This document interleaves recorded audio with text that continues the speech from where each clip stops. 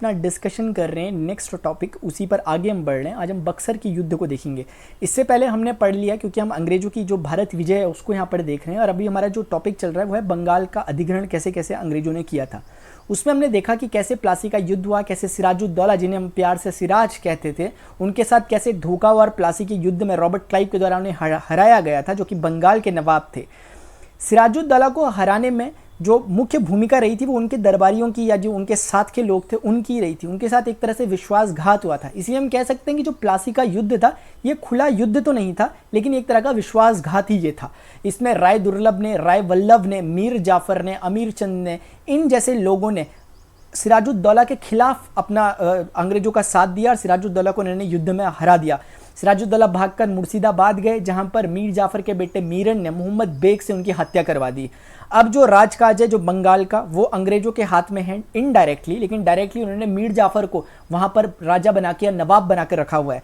तो अंग्रेज कुल मिलाकर एक नृप निर्माता यानी कि एक किंग मेकर की भूमिका में आ चुके हैं। 1760 ईस्वी तक मीर जाफर अंग्रेजों का विश्वास खो देता है, क्योंकि अंग्रेज उस पर यह आरोप लगाते हैं कि ये डचेस के साथ मिलकर हमारे खिलाफ षड्यंत्र रच रहा है। इसलिए मीर जाफर को उसके पद से अपदस्थ कर दिया जाता है और मीर कासिम को नए नवाब के रूप में चुना जाता है। मीर कासिम नया नवाब बने, इसके लिए वो अंग्रेजों को 29 लाख रुपए देता है। साथ में 3 जगह CMV, आपको याद होगा, चटगांव, मिदनापुर और वर्धमान, इन 3 जगहों की जमींदारी अंग्रेजों को सौंपता है। लेकिन उसके बावजूद भी वो अंग्रेजों से खुश नहीं रहता, क्योंकि वो चाहता था स्वतंत्र होकर राज करना, वो एक स्वतंत्र नवाब के रूप में रहना चाहता था, लेकिन अंग्रेजों को कभी भी पसंद नहीं था। इसीलिए मीर कासिम एक घोषणा करता है, जो कि बड़ी ऐतिहासिक और बड़ी क्रांतिकारी घोषणा में से कह सकते हैं। 1762 ईस्वी में वो आंतरिक कर जो बंगाल के बाजार में लगाया जा रहा था उसे समाप्त कर देता है। इससे अंग्रेजों के जो विशेषाधिकार रहते हैं उन पर चोट लगती है और अंग्रेज उसके खिलाफ एक युद्ध की घोषणा कर देते हैं 1763 ईस्वी में।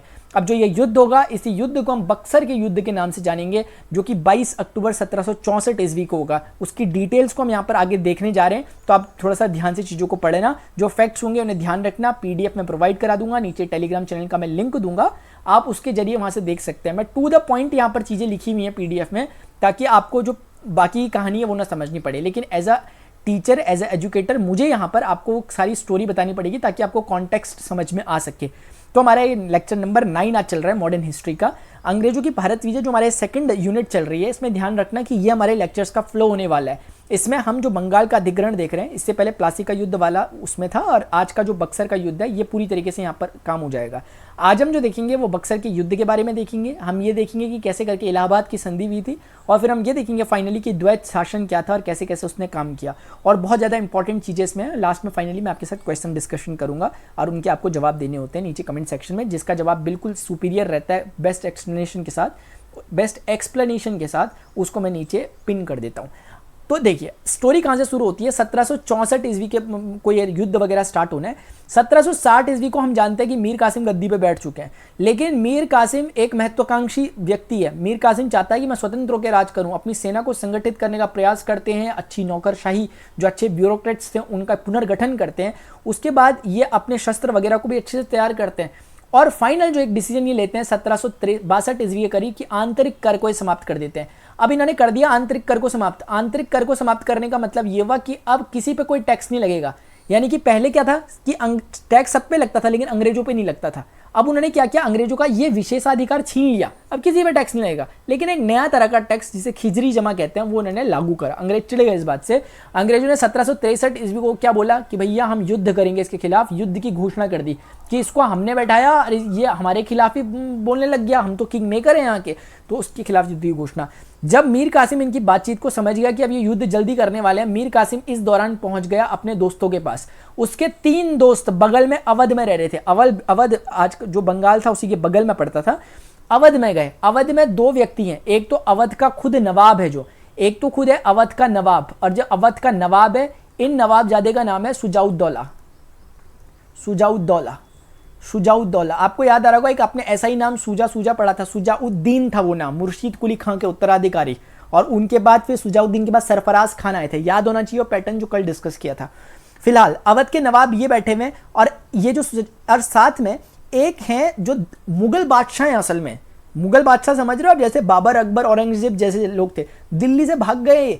ऐसी हालत हो गई थी कि दिल्ली से पनाह ले रखी इन्होंने अवध में, इस नवाब के वहां आकर, इसके वहां रह रहे हैं वो, एक मतलब आप समझ रहे हो, पनाह लेके रह रहे हैं। तो इसका मतलब है इनका नाम है शाह आलम द्वितीय। शाह आलम द्वितीय लगभग 1806 ईस्वी तक इन्होंने अपना राजकाज किया, बाद में आगे जाकर 1728 ईस्वी के करीब करीब इनका कामकाज शुरू हुआ था। तो शाह आलम द्वितीय इनको हम कहते हैं। इनका जो बचपन का नाम था अली गौहर नाम से भी इनको लोग जानते हैं, इसलिए कभी कभी आप सुनोगे अली गौहर इनके बचपन का नाम, तो ये मत सोचना कौन है इंसान। तो ये अभी अवध में है, अवध में इन्होंने शरण ले रखी है शुजाउद्दौला के घर में। तो ये दोनों के दोनों यहाँ बैठे हुए और अंग्रेजों से त्रस्त हैं दोनों के दोनों, क्योंकि अंग्रेजों ने बिल्कुल अति मचा रखी है चारों तरफ।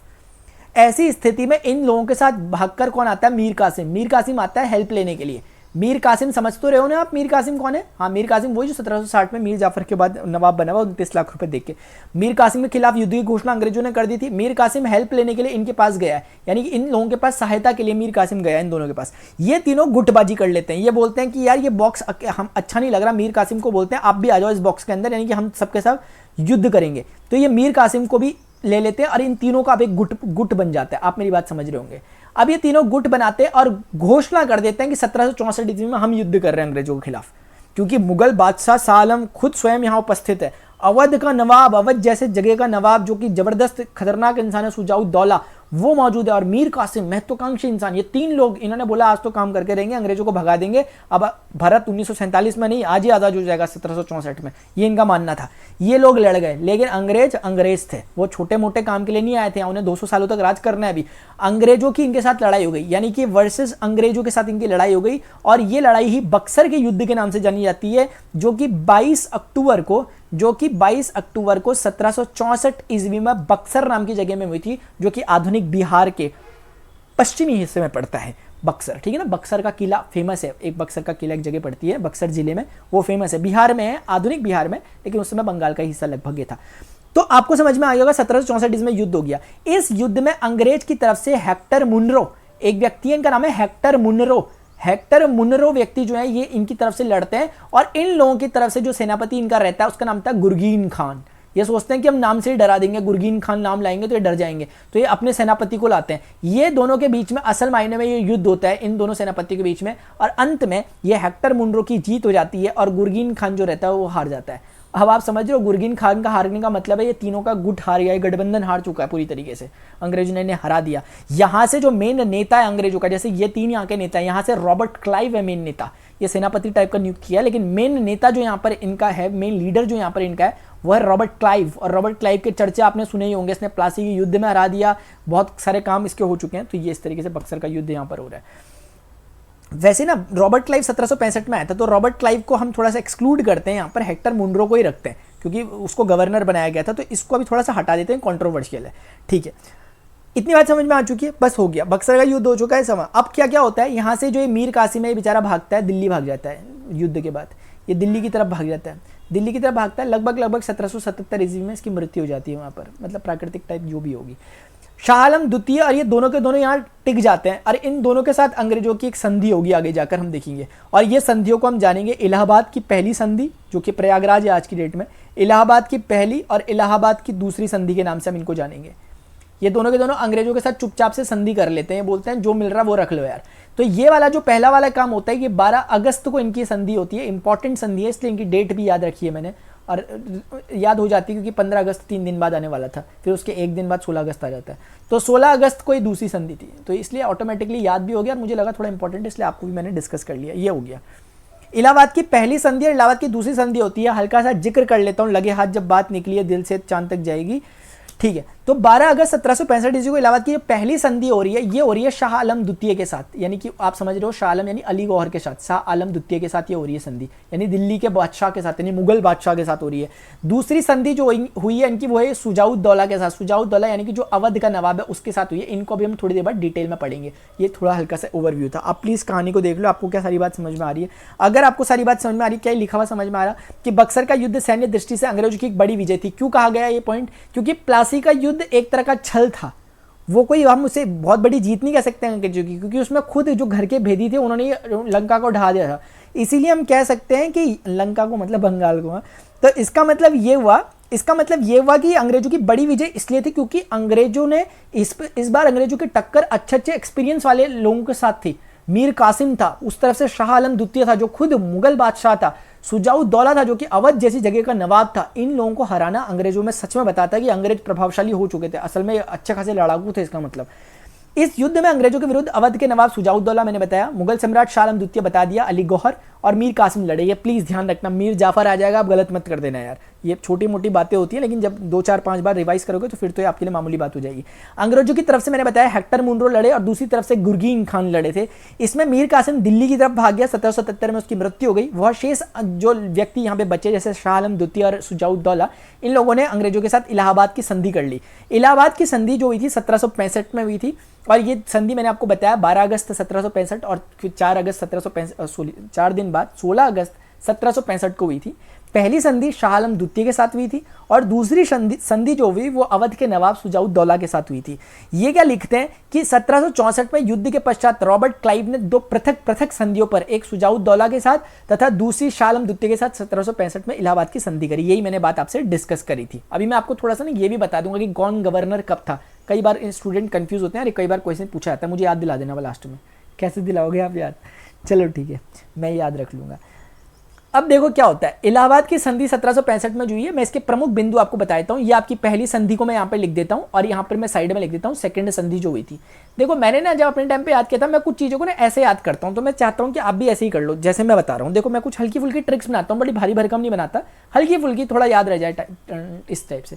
मैंने इसके लिए ना डीजीपी बना रखा। डीजीपी नहीं होता डिस्ट्रिक्ट, जो वो होते हैं आपके डिस्ट्रिक्ट जो जनरल ऑफ पुलिस होते हैं, यार मैं तो भूल ही गया यार, डायरेक्टर जनरल ऑफ पुलिस, ठीक है ना, जो पुलिस महानिदेशक होते हैं, वो उनका कोई लेना देना नहीं है यहाँ पे। डीजीपी ऐसे करके मैंने याद रख लिया। मैं ये कहना चाह रहा हूँ, क्यों याद रखा? क्योंकि डी का मतलब मुझे समझ में आया, जी का मतलब मैंने जिला बोला, जी को मैं जिले से समझा, पी को मैं पेंशन से समझा और डी को मैं दीवानी से समझा। ये मैंने ऐसे ही बना दिया अपने लिए शॉर्ट में, आपको सूट कर रहा है तो आप ध्यान रख सकते हो, ठीक है। क्योंकि क्या होता है ना कि किताब में जब तक हम रहते हैं तब तक तो हमें चीज़ें याद रहती है, फिर हम भूल जाते हैं कि वो पॉइंट क्या था। ताकि पॉइंट याद रहेगा तो सारी बातें समझ में आ जाएगी। जैसे मैं बताता हूँ असल में हुआ क्या कि इन्होंने शाह आलम द्वितीय के साथ, अंग्रेजों ने बोला शाह आलम द्वितीय के साथ कि भैया बादशाह साहब, मुगल बादशाह था वो, ऐसा करो कि आप हमें बंगाल की, बिहार की और उड़ीसा की दीवानी दे दो। बंगाल, बिहार, उड़ीसा की। आपको याद होना चाहिए, एक बात पूछता हूँ, आपको याद है कि नहीं है देखता हूँ। क्या आपको याद है कि प्लासी के युद्ध के बाद क्या हुआ था? मीर जाफर ने बंगाल, बिहार और उड़ीसा की दीवानी नहीं, जमींदारी सौंप दी थी अंग्रेजों को। अब ये दीवानी ले रहे हैं। दीवानी मतलब प्रॉपर रेवेन्यू कलेक्शन, जितना होगा राजकाज में इस जगह पे वो सारा का सारा अंग्रेज इकट्ठा करेंगे। ये शक्ति आ चुकी है अंग्रेजों के पास। अरे मेरी आवाज़ आ रही, पता चल रहा माइक ही ऑफ है, आ रही है, समझ में आ गया? तो ये एक 3 चीज़ों की प्लीज़ यार, दीवानी है, दीवानी डीजीपी से। दूसरी बात इन्होंने बोली कि आपको इलाहाबाद का जो जगह है और जो एक कड़ा, ये 2 जगह पड़ते हैं, ये 2 जिले हैं, ये 2 जिले हम आपको दे रहे हैं। कहाँ से दे रहे हैं? अवध के नवाब से लेके। ये अवध में आते थे, अवध जो जगह है उस जगह में पड़ते थे 2 जिले, लेकिन अवध के नवाब से ये दोनों जिले छीन करके या ले करके इन्होंने किसको दे दिया? शाह आलम द्वितीय को। बोला कि यार कब तक तुम एक दूसरे के इधर उधर जाके जगह जगह जाके भटकोगे, लो तुम्हें हम 2 जिले देते हैं, राजकाज करो वहाँ पे आराम से। तीसरी बात इन्होंने इनको बोली कि हम तुम्हें पेंशन देते हैं, लगभग 26 लाख रुपए तुम्हें हम वार्षिक पेंशन दे देंगे। इस तरह के रुपए वार्षिक उन्हें पेंशन देने लग गए थे। आप मेरी बात समझ चुके हैं? ये 3 चीजें बस अंग्रेजों ने करी, ठीक है। हाँ, और इस समय एक और बात तय की गई कि जो बंगाल की जगह है ना, जो बंगाल है, यहाँ पे अब नवाब कौन रहेगा? मीर कासिम तो भाग गया, भगा दिया उन्होंने उसे, अब कौन रहेगा बंगाल में? कोई तो रहना चाहिए नवाब। इन्होंने कहा एक नजमुद्दौला है। नजमुद्दौला, तू नज्म नज्म सा मेरे वाला गाना सुना होगा, वही वाला नज्म। नजमुद्दौला जो है उसको बोला गया कि इसे नवाब बनेंगे, लेकिन नजमुद्दौला छोटा सा बच्चा था, अल्पवयस्क था, इसीलिए उन्होंने बनाया भी था उसे, ताकि ये नाम का रहे नवाब, लेकिन हम काम हम करें सारे का सारा। तो ये तय किया गया और इसने इसको मान्यता दे दी, क्योंकि मान्यता तो कायदे से मुगल बादशाह ही देगा ना कि तुम नवाब हो यहाँ का। तो नजमुद्दौला को बोला हाँ तुम नवाब हो। दूसरी जो संधि होती है, जो सेकंड संधि हमारे पास जो हो रही है, यानी कि जो अगर मैं कहूँ कि दूसरी संधि जो हुई है उसके बारे में थोड़ा सा पॉइंट सुन लो। इसके बारे में मैंने हल्का सा उन दिनों बनाया था, जब मैं पढ़ रहा था ना उन दिनों जीएसटी नया नया आया था, तो मैंने जीएसटी कर दिया मैंने इसकी ट्रिक के लिए हल्का सा। इसके लिए ऐसे याद रखा मैंने, जी फॉर मैंने फिर से जिले को याद रखा, और एस फॉर मैंने इसमें ध्यान रखा सहायक संधि को। मैं आपको बताऊंगा ये क्या चीज़ है, मैंने हल्का सा ऐसे अपने समझाने के लिए याद रखा हुआ। टी फॉर मैंने टैक्स को समझा, और एक टी फॉर मैंने ट्रेड समझा। ये मैंने अपने लिए बना रखे हैं तरीके, अगर आपको सूट कर रहे हैं आप रख लेना, ठीक है। देखो मैंने क्या सोचा, कि इसको बोला गया कि तुम्हारे जितने जिले हैं, अवध के नवाब से बोला, क्योंकि हार चुके थे ना ये लोग तो बक्सर के युद्ध में, इनका कायदे से कुछ भी नहीं था, लेकिन इनको बोला कि तुम जितने तुम्हारे जिले जीते हमने वापस ले लो, लेकिन वो जो कड़ा और इलाहाबाद के वो मत लो वापस, वो हमें शाह आलम द्वितीय को देने। तो कड़ा और इलाहाबाद के अतिरिक्त सारे जिले जो शुजाऊ दौला था इसको वापस कर दिए गए। एक तो बात ये हो गई। दूसरी बात बोलेगी सहायक संधि। आप ना आगे जाकर अभी पढ़ोगे सहायक संधि, एक मैं नहीं नाम लूंगा अभी उस व्यक्ति का, वेलेजली है उसका नाम, मैं बिल्कुल नहीं लूंगा, इसलिए लूंगा क्योंकि आपको लगेगा क्या है। सहायक संधि कुल मिलाकर वैसे ही है जैसे डुप्ले ने करी थी। डुप्ले ने स्टार्ट करी है सहायक संधि कायदे से देखा जाए। कौन सी संधि? जिसमें वो बोलते हैं अंग्रेज की ना हम अपनी सेना, हमारी सेना यानी अंग्रेज बोल रहे हैं कि हमारे जो व्यक्तियां, हमारे जो अंग्रेज हैं तुम्हारे राज्य में रहेंगे, तुम्हारी सुरक्षा के लिए रहेंगे। क्यों कर रहे होंगे अंग्रेज ऐसा? बताऊं क्यों कर रहे हैं? अंग्रेज बोल रहे हैं कि तुम्हारी सुरक्षा के लिए तो रहेंगे, लेकिन इनका खर्चा पानी तुम दोगे, इनको रखने का खर्चा पानी तुम दोगे, लेकिन बंदे हम देंगे तुम्हें। ये एक तरह का, इसको हम बाद में पढ़ेंगे कि अंग्रेजों की चाल क्या थी। तो इस तरह का काम यहाँ पे किया गया। अवध में बोला गया कि अवध में अंग्रेजों ने बोला कि हमारी सेना यहाँ पर रहेगी तुम्हारे साथ, तुम्हारे राज्य में, इसका खर्चा पानी तुम दे देना। ठीक है, अभी हल्के के लिए इतना ही बोलते हैं क्योंकि हमें आगे डिटेल में पढ़ना है क्या है। तीसरी बात टैक्स के बारे में। टैक्स के बारे में इसे बोला गया कि यार जो वो बनारस का इलाका ना, वहां पे बलदेव सिंह था, एक बलदेव सिंह जो कि एक हिंदू राजा था। बोला गया कि वो बलदेव सिंह से ना तुम टैक्स वगैरह लेने लग जाओ जैसे पहले लेते थे, क्योंकि वो बलदेव सिंह कहीं ना कहीं अंग्रेजों के अधीन हो गया था, बनारस का था वो। तो बोला गया कि उससे रेवेन्यू कलेक्शन जो होगा वो तुम कर लो आराम से, पहले की तरह तुम उससे दोबारा से टैक्स लेते रहो। अवध के नवाब से बोला गया। टैक्स का हो गया। ट्रेड के बारे में बोला कि हमें फ्री ट्रेड करना है तुम्हारे अवध में। अब ये नहीं कि हम अवध से कुछ सामान बाहर ला रहे हैं या अवध से अंदर ला रहे हैं, बाहर कर रहे हैं, एक्सपोर्ट इंपोर्ट कर रहे हैं, तुम बोल रहे हो कि हमें भैया सीमा शुल्क दो। सीमा शुल्क वगैरह कुछ नहीं देंगे, मुक्त व्यापार होगा। हम जब चाहे जितना चाहे हम सामान बेच बूझ सकते हैं, यहाँ पर व्यापार कर सकते हैं, फ्री ट्रेड होगा। आपको समझ में आ गया होगा। ये द्वितीय संधि थी। क्या आपको समझ में आया? पहली संधि डीजीपी है, दूसरी संधि जीएसटीटी है। बस हो गया। ये याद रखो कि डीजीपी का मतलब हो गया दीवानी, जिला, पेंशन, और जीएसटीटी का मतलब हो गया जिला, सहायक संधि, ट्रेड और टैक्स। बस खत्म। ऐसे ही करते हैं। ठीक है, अब एक बार पढ़ लो इस पूरी कहानी को। अब देखो, कंपनी ने मुगल बादशाह को 26 लाख रुपए वार्षिक दी, बंगाल, बिहार, उड़ीसा की दीवानी दी, कड़ा और इलाहाबाद छीनकर बादशाह शाह आलम द्वितीय को दे दिया। ये बताया मैंने आपको। नजमुद्दौला को बंगाल का नवाब स्वीकार कर लिया उसने। बस हो गया। कालांतर में कंपनी ने धीरे धीरे नजमुद्दौला के सारे अधिकार छीन लिए और अब नजमुद्दौला केवल नामात्र का नवाब रह गया था। दिख रहा है कुछ लिखा हुआ? नवाब रह गया था। ठीक है, हो गया, कहानी खत्म। इलाहाबाद की दूसरी संधि पढ़ लो। दूसरी संधि में क्या? रॉबर्ट क्लाइव और अवध के नवाब सुजाउद्दौला के मध्य संपन्न हुई थी। नवाब के खर्चे पर ही अवध में एक अंग्रेजी सेना, ये सहायक का ऐसा आ गया, और नवाब द्वारा कंपनी, हाँ ये पॉइंट मैं थोड़ा सा भूल गया, आप ध्यान रख सकते हो। अवध के नवाब से बोला था कि बहुत लड़ाई कर रहे हो तो तुम हमसे आके ऐसा करो, अब युद्ध क्षतिपूर्ति के रूप में हमें रुपए दो। 50 लाख रुपए लिए थे उससे। ये इंपॉर्टेंट पॉइंट है, कई बार एग्जामिनेशन में स्टेटमेंट के क्वेश्चन में पूछा गया है। इलाहाबाद और कड़ा को छोड़कर ये जीएसटी का जी हो गया, ये आपका टैक्स का टी हो गया, और एक टी और है कि हमारे पास बचा हुआ, वो टी इन्होंने लिखा नहीं, वो फ्री ट्रेड कहीं लिखा होगा, देख लेना अगर यहाँ पर लिखा होगा, वरना आप ध्यान रखना कि फ्री ट्रेड की यहाँ पे परमिशन मिल गई थी। ठीक है, अच्छा द्वैत शासन को देख लें क्या थोड़ा सा? देखो द्वैत शासन क्या था। अब ना आप मेरी बात समझना थोड़ा सा। देखो द्वैत शासन कैसे स्टार्ट होता है। अब क्या हो चुका है कि 1765 की जो ये संधि हुई थी ना, इलाहाबाद की संधि, ये किसने करी थी? कुल मिलाकर रॉबर्ट क्लाइव को। तो रॉबर्ट क्लाइव के द्वारा हुई थी, ध्यान रखना। रॉबर्ट क्लाइव बंगाल का पहला गवर्नर, आप इसे समझ सकते हो। तो रॉबर्ट क्लाइव ने करी थी। इससे क्या हो गया? द्वैत शासन हो गया। द्वैत शासन का मतलब क्या हो गया? देखो, मुगल जो व्यवस्था चल रही थी, राज्य व्यवस्था, उसमें दो काम होते थे, मैंने पहले भी बोला था। एक होता था पैसों के संबंधित काम, यानी रेवेन्यू कलेक्शन वगैरह करना, ये काम होता था दीवान का। तो दो काम होते थे। एक होता था दीवान, दीवान का काम होता था कि भैया पैसे वगैरह का, वित्त का काम देखना। एक दूसरा व्यक्ति होता था जिसका काम होता था कि लॉ एंड ऑर्डर को देखना, कानून व्यवस्था को देखना, समझ रहे हो आप, इस तरह की चीज़ों को देखना, क्राइम वगैरह क्या हो रहे हैं इनको देखना, पुलिस व्यवस्था को देखना। ऐसे काम जो होते थे इसको निजामत कहते थे। निजामत यानी सूबेदार टाइप का, या निजामत आप कह सकते हो, वो उस टाइप के लोग होते थे। दो हिस्सों में बटी हुई थी। ये रेवेन्यू कलेक्शन, वित्त का काम करते थे, ये सैन्य को देखते थे, यानी कि लॉ एंड ऑर्डर वगैरह को देखते थे, कानून व्यवस्था कैसी बन रही है उसको देखते थे। अब रॉबर्ट क्लाइव ने क्या करा ना, ये संधि वगैरह के जरिए ना इनके जो दीवानी अधिकार थे और जो निजामत के अधिकार थे वो छीन लिए। अब आप दीवानी अधिकार कैसे छीने बोलो?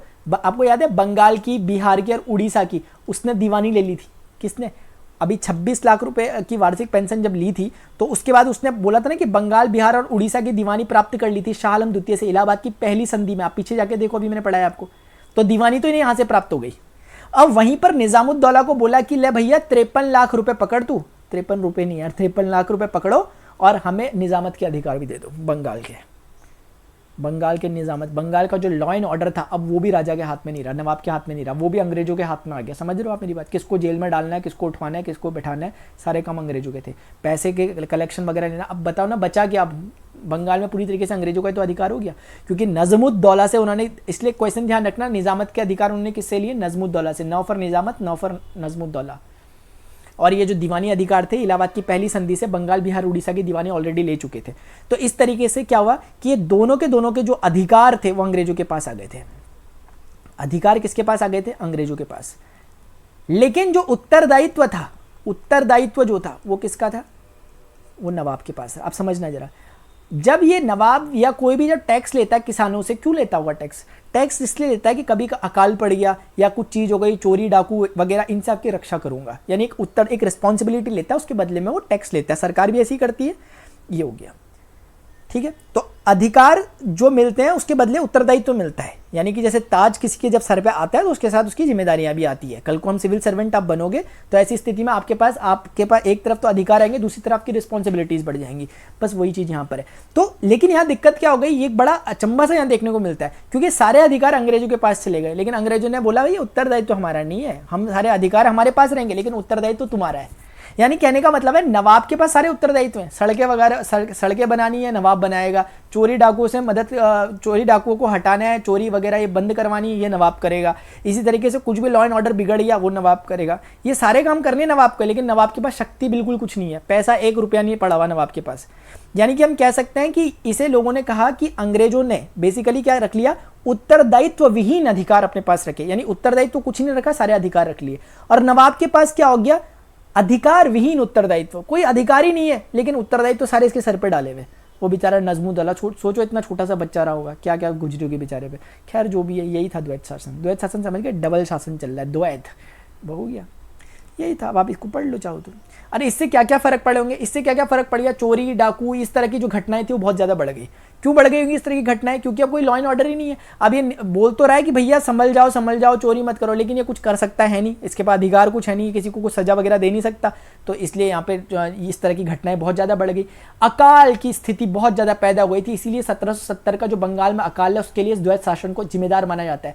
क्योंकि 1770 ईस्वी में जो अकाल पड़ा वो क्यों पड़ा हुआ, क्योंकि अंग्रेजों के क्या थे, टैक्स लेने का काम था। अंग्रेज दबा के टैक्स ले रहे थे। अब वो इतना दबा के टैक्स ले लिया कि उन लोगों के पास बेचारों का खुद खाने के लिए पैसा नहीं बचा, खुद खाने के लिए अनाज नहीं बचा। तो ऐसी स्थिति में अकाल पड़ना अवश्यंभावी था, तो अकाल पड़ा। ये इसके कुछ साइड इफेक्ट हुए थे। तो आप इस चीज़ को ना जो मैंने लिखी हुई है एक बार पढ़ लो आप, ठीक है। इलाहाबाद की संधि को ही मैंने बता दिया था। ये आप देखें द्वैत शासन क्या क्या हुआ, 1765 में हुआ था। किसको माना जाता है? लॉर्ड क्लाइव को माना जाता है, और रॉबर्ट क्लाइव मतलब। और निजामत और दीवानी के वास्तविक अधिकार कंपनी के हाथ में थे, लेकिन उत्तरदायित्व नवाब के पास था। कंपनी दीवानी और निजामत भारतीयों के माध्यम से करती थी। ये बड़ा इंपॉर्टेंट पॉइंट है। दीवानी वो भारतीयों के माध्यम से करती थी, डायरेक्ट नहीं आती थी फ्रंट में। क्यों नहीं आती थी? क्योंकि कंपनी को डर था कि अगर हम फ्रंट में आएंगे हो सकता है जनता बगावत कर दे, क्योंकि जनता बोलेगी हमारे नवाब को क्यों नहीं करने दे रहे आप लोग, तो जनता से क्या लड़ पाएंगे फिर। और वैसे भी वो स्टेबल नहीं हुए थे उस समय तक। एक तो इसलिए उन्होंने नवाब को रखे रखा, भारतीयों को रखे रखा, यानी कि रेवेन्यू तो उनके पास आता था पूरा, लेकिन कलेक्शन खुद नहीं करते थे, आदमी भेजते थे, भारतीयों को ही भेजते थे, तुम ही कलेक्शन करो। दूसरा वो ये भी चाहते थे कि कहीं ऐसा ना हो कि कोई और जो यूरोपियंस हैं यहाँ पर, जो पुर्तगाली डचेस वगैरह रह रहे हैं, पता चल रहा वो बोल रहे कि हम नहीं दे रहे तुम्हें टैक्स, तुम कौन होते हो यार, नवाब को तो हम दे भी सकते हैं एक बार एक लिए, लेकिन तुम कौन हो, तुम भी तो हमारी तरह, हम तुम्हें टैक्स क्यों दे। तो मना ना कर दे, इस काम के लिए भी उन्होंने भारतीयों के माध्यम से ये काम करवाया। इसमें इंपॉर्टेंट पॉइंट ध्यान रखना कि बंगाल, बिहार और उड़ीसा 3 जगह हैं। बंगाल में रजा खान है एक व्यक्ति, ध्यान रखना, ये बहुत बार इंपॉर्टेंट क्वेश्चन है। यहाँ पे राजा सिताब राय हैं, सिताब राय, ध्यान रखना प्लीज यार, बहुत इंपॉर्टेंट क्वेश्चन है। और उड़ीसा में एक व्यक्ति है, इसका नाम है राय दुर्लभ। आपको याद होगा राय दुर्लभ ये वही व्यक्ति है जिसने, जो कि उसके समय दीवान था सिराजुद्दौला के समय, जिसने गद्दारी की थी। ये राय दुर्लभ वही है। तो ये 3 लोगों को दीवानी के अधिकार सौंपे गए कि तुम पैसा वगैरह इकट्ठा करके आना। तो ये जो बोला नहीं गया यहाँ पे कि भारतीयों के माध्यम से करती थी, वो भारतीय कौन थे? ये 3 भारतीय आपको याद हो जाने चाहिए, ठीक है ना, बिल्कुल ध्यान हो जाने चाहिए, इंपॉर्टेंट क्वेश्चन है। ये लिखे भी हैं यहाँ पे, पढ़ लेना इन्हें, ठीक है। राय दुर्लभ, राय वल्लभ मत करना, राय दुर्लभ है। 53 लाख रुपए देकर बंगाल की सूबेदारी निजामत का अधिकार प्राप्त कर लिया। मैंने आपको बताया था, क्योंकि वो अल्पायु नवाब जो नजमुद्दौला से था, उससे उन्होंने बोला कि 53 लाख रुपए दो, निजामत के अधिकार, लॉ एंड ऑर्डर के अधिकार भी हमारे हो जाएंगे। और इस तरीके से सारे पॉइंट कवर हो गए। मोहम्मद रजा खान जो था, जैसे बंगाल का प्रशासनिक अधिकारी भी यही था एक तरह से, यानी कि लॉ एंड ऑर्डर को भी वहाँ यही दिखता था, निजामत के काम को। इस तरीके से आपको ये समझ में आ गया होगा। अब आपके सामने MCQ क्वेश्चन है, लेकिन उससे पहले मैं आज का छोटा सा पॉइंट बताया था, वरना मैं बाद में भूल जाऊंगा।